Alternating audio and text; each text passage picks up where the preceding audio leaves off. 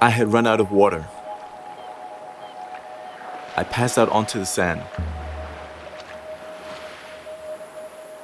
There was a seagull that flew over me. And there was this moment of connection where the seagull locked eyes with me. I saw myself through the bird's perspective, looking back at myself, dying on the sand. I am that bird, and that bird is me. That's where I began to not fear death.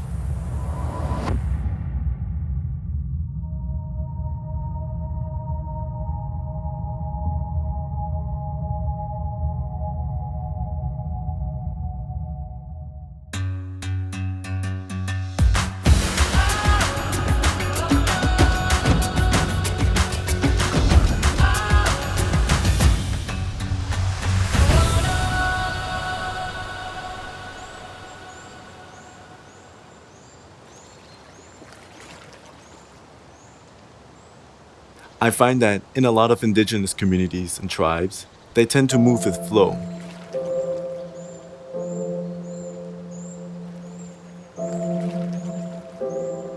Flow is essentially a state of being in which you are in rhythm with your surroundings.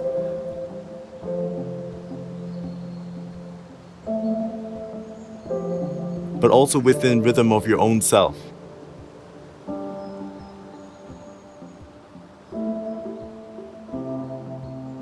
I believe that in the Western world, we tend to do the opposite.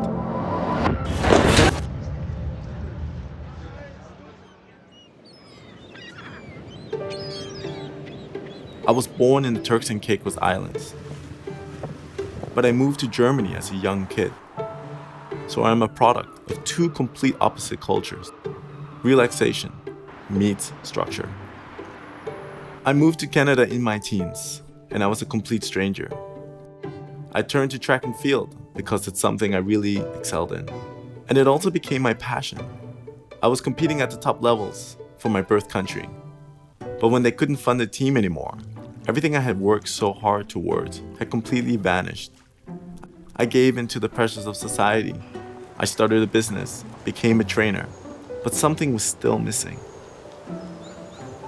I was becoming very depressed, and I didn't understand why. I started walking in nature for 1 hour, 2 hours, 3 hours, just to clear my head. I thought to myself, while I'm working this great job and I have this beautiful place, why am I still upset? What is it that I really love to do? There are people who are solo walking around the world, and I was really inspired by them. I essentially just quit everything. I decided, okay, I have to absolutely do this. I'm gonna walk the length of Africa.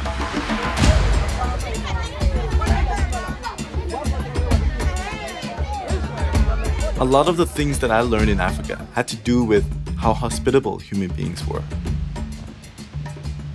On the roads, when I was walking, everywhere you go, even if it's a complete stranger, even if they're scared of you, they would just give you a cup of tea, whatever food they have. They were so proud to be kind. The young Maasai men do a sort of mating dance, in a way to show their strength to attract a bride. One cannot exist without the other. This is the Ubuntu way, all for one and one for all. And that is to share everything amongst each other within their own society. I ended up joining a few of the Maasai men who go on these walkabouts. I was walking from Tanzania to Kenya, but the Maasai just ended up walking through the border without going through the checks, without doing any of the passports. Because the idea of having borders doesn't exist in traditional Africa. It's a man-made concept. When an astronaut goes out into space and they look down at Earth, they see Earth as one giant blue marble. And that's a thing that, until I die, that's what I want to share with the world. Just by being with nature, you're falling in line with the energy of everything that's going around you. I am that bird, and that bird is me. We are all interconnected.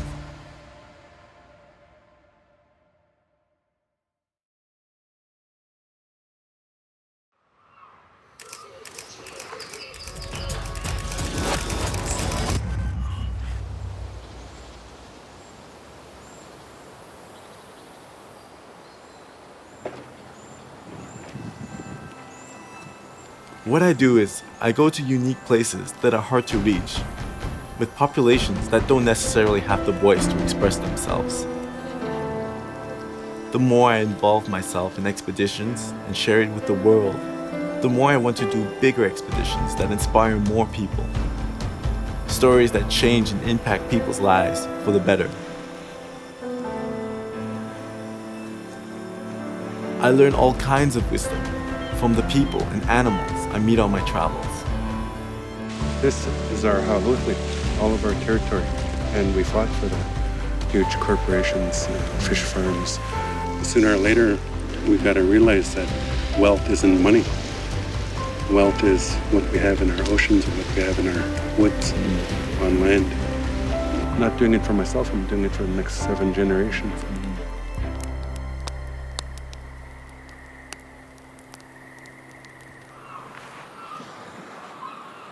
You don't need to dive into the water. You can start shallow and move your way up. Take small steps.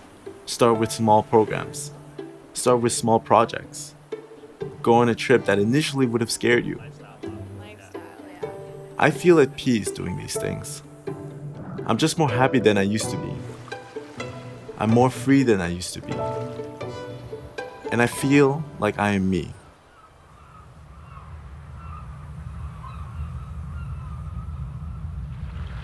Now you might be asking, how did I survive the situation?